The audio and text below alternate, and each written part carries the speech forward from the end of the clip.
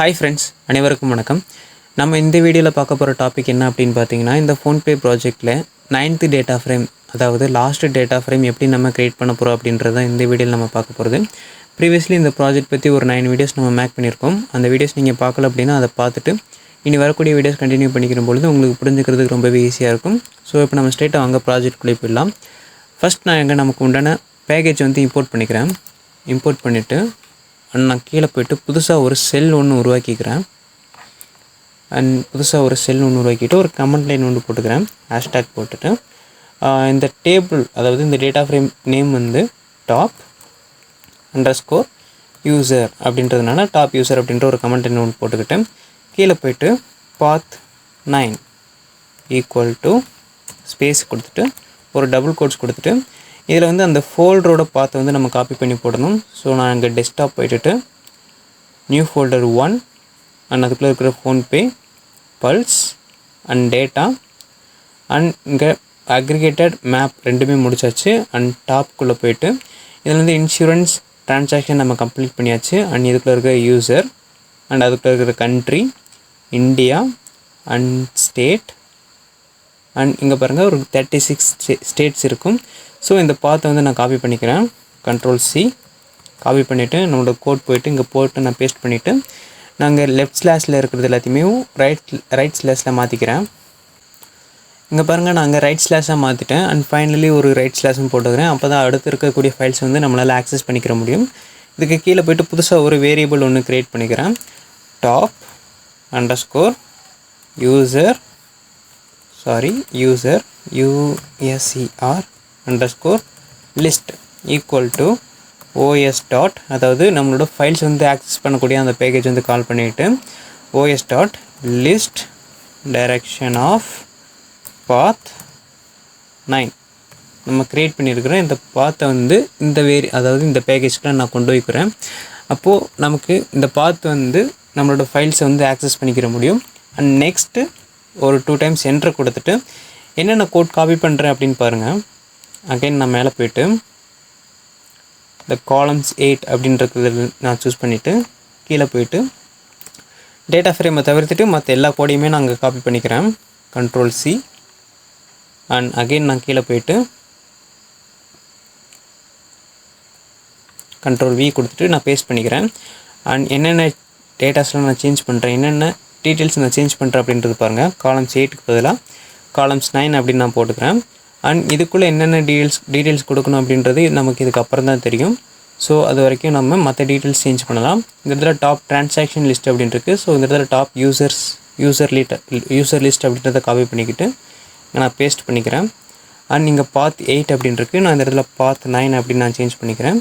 And கீழே போய்ட்டு வேறு என்ன டீட்டெயில்ஸ் சேஞ்ச் பண்ணணும் அப்படின்னு பார்க்கும்போது பாருங்கள் ஹச் அப்படின்னு கொடுத்துருக்கோம். நான் இந்த இடத்துல ஐ அப்படின்னு கொடுத்துக்கிறேன், கேபிட்டல் ஐ கொடுத்துக்கிறேன்.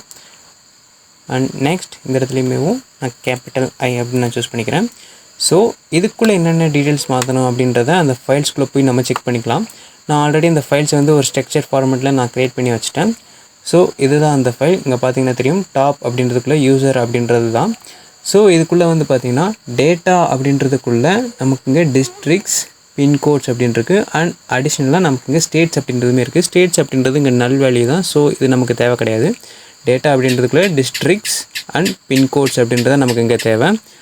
இங்கே நம்ம எடுக்க போகிறது என்ன டீட்டெயில் அப்படின்னு பார்த்தீங்கன்னா பின்கோட்ஸ் அப்படின்ற இந்த டீட்டெயில் தான் எடுக்க போகிறோம். நம்ம இங்கே டிஸ்ட்ரிக்ஸ் எடுக்க போகிறது கிடையாது. ஸோ பின்கோட்ஸில் என்னென்ன டீட்டெயில் இருக்குது அப்படின்னு பார்த்தீங்கன்னா நேம் அண்டு ரெஜிஸ்டர் யூசர்ஸ் அப்படின்ற 2 டைப்ஸ் ஆஃப் டேட்டாஸ் இருக்குது.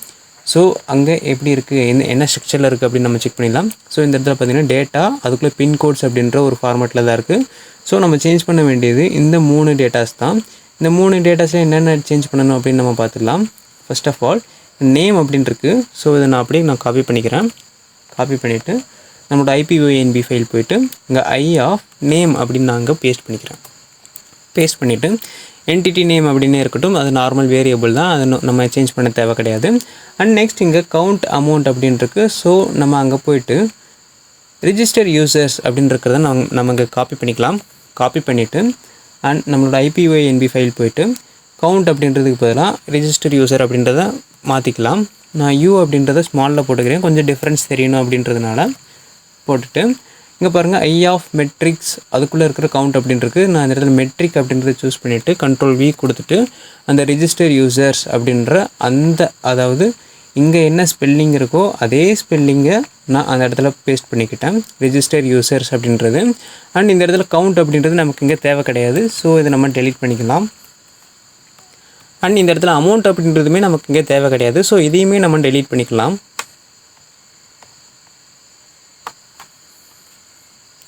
அண்ட் இதுக்கு கீழே என்னென்ன டீட்டெயில்ஸ்லாம் மாற்றணும் அப்படின்னு பாருங்கள். காலம்ஸ் 8 அப்படின்னு இருக்குது. இந்த இடத்துல காலம்ஸ் 9 அப்படின்னு நம்ம மாற்றணும். ஸோ இதை நம்ம அகெயின் காப்பி பண்ணிவிட்டு கீழே இருக்கிற எல்லாத்துக்குமே நம்ம அப்ளை பண்ணிடலாம். Control V and control V control V control V and control V நம்ம இது மாற்றியாச்சு. அண்ட் இதுக்குள்ளே இருக்கிற டேட்டாஸ் எல்லாத்தையுமே நம்ம இங்கே சேஞ்ச் பண்ணணும். அதாவது இதுக்குள்ளே இருக்கிற டீட்டெயில்ஸ் எல்லாம் எதை குறிக்கும் அப்படின்னு பார்த்தீங்கன்னா இந்த காலம்ஸ் 9 அப்படின்ற இந்த டிக்ஷனரிக்குள்ளே இருக்கிற லிஸ்ட்ஸு தான் நமக்கு இங்கே குறிக்கும். ஸோ அந்த டேட்டாஸில் என்னென்ன மாற்றணும் அப்படின்றத நமக்கு செக் பண்ணிக்கலாம். பாருங்க, நம்ம இப்போ அந்த ஃபைல் போய்க்கலாம். ஃபைல் போயிட்டு பாருங்கள், நேம் அப்படின்றதில் அந்த பின்கோட் அப்படின்றது தான் இருக்குது. ஸோ நமக்கு இங்கே ஃபஸ்ட்டு இருக்கிற இந்த பின்கோட்ஸ் அப்படின்றது அப்படியே இருக்கட்டும். நம்ம அதை சேஞ்ச் பண்ண வேண்டிய தேவை கிடையாது. ஸோ அதுக்கு உண்டான அப்பண்டில் என்டிட்டி நேம் அப்படின்றது தான் இருக்குது. ஸோ இதையுமே நம்ம சேஞ்ச் பண்ண வேண்டாம். நெக்ஸ்ட்டு இருக்கிற transaction count and transaction amount இதை தான் நம்ம சேஞ்ச் பண்ணணும். ஸோ அதனால் ரிஜிஸ்டர் யூசர்ஸ் அப்படின்றத நாங்கள் காப்பி பண்ணிக்கிறேன். காப்பி பண்ணிவிட்டு இந்த இடத்துல போய்ட்டு நான் அதை பேஸ்ட் பண்ணிவிட்டு ஃபஸ்ட் லெட்டர் மட்டும் நான் அந்த இடத்துல ஆர் அப்படின்னு நான் சேஞ்ச் பண்ணிக்கிறேன். அதாவது கேபிட்டல் ஆர் அப்படின்னு நான் சேஞ்ச் பண்ணிக்கிறேன். சேஞ்ச் பண்ணிவிட்டு அப் அண்ட் ஆஃப்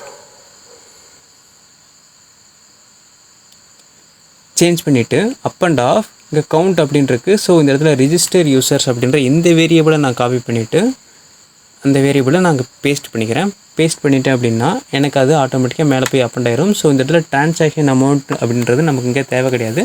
இதை நான் டெலீட் பண்ணிவிட்டு இடையில இருக்கிற கேப்பையுமே நாங்கள் க்ளோஸ் பண்ணிடுறேன். க்ளோஸ் பண்ணிவிட்டு அண்ட் இந்த கேப்பையுமே நாங்கள் க்ளோஸ் பண்ணிக்கிறேன். அதையுமே நான் க்ளோஸ் பண்ணிவிட்டேன். ஸோ இந்த இடத்துல என்ன ஸ்பெல்லிங் இருக்கோ இதே ஸ்பெல்லிங் தான் நம்ம அங்கே மேலே அப்ளை பண்ணணும். ஸோ இந்த ரிஜிஸ்டர் யூசர் அப்படின்றத நாங்கள் காப்பி பண்ணிவிட்டு அகைன் நான் மேலே போகிறேன். மேலே போய்ட்டு பின்கோட்ஸ்க்கு அப்புறமா ட்ரான்சாக்ஷன் கவுண்ட் அப்படின்னு இருக்குது. ஸோ இதை நான் அப்படியே பேஸ்ட் பண்ணிக்கிறேன். ரிஜிஸ்டர் யூசர்ஸ் அப்படின்னு நமக்கு இங்கே சேஞ்ச் ஆயிடுச்சு. அண்ட் இதுக்கப்புறம் இருக்கிற ட்ரான்சாக்ஷன் அமௌண்ட் அப்படின்றது நமக்கு இங்கே தேவை கிடையாது. ஸோ அதை நான் அங்கே டெலீட் பண்ணிடுறேன். டெலீட் பண்ணிட்டேன் அப்படின்னா states, years, quarter, pin codes, register user அப்படின்ற ஒரு 5 டிஃப்ரென்ஸ் ஆஃப் டேட்டாஸ் நமக்கு இங்கே காலமாக கிடச்சிரும். அதாவது கீவேர்டாக இருக்குது. இதை நம்ம டேட்டா ஃப்ரேமாக கன்வெர்ட் பண்ணும்போது நமக்கு இங்கே காலமாக சேஞ்ச் ஆயிரும். ஸோ இந்த செல்லை நான் இப்போ ரன் பண்ணுறேன்.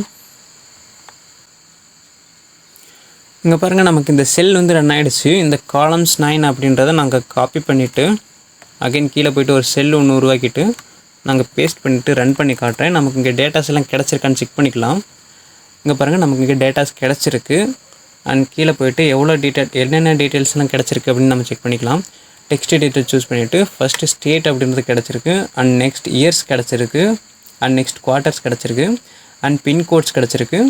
அண்ட் ஃபைனலி இந்த ரெஜிஸ்டர் யூசர்ஸ் அப்படின்ற டீட்டெயிலுமே நமக்கு இங்கே கிடச்சிருக்கு. ஓகேங்களா.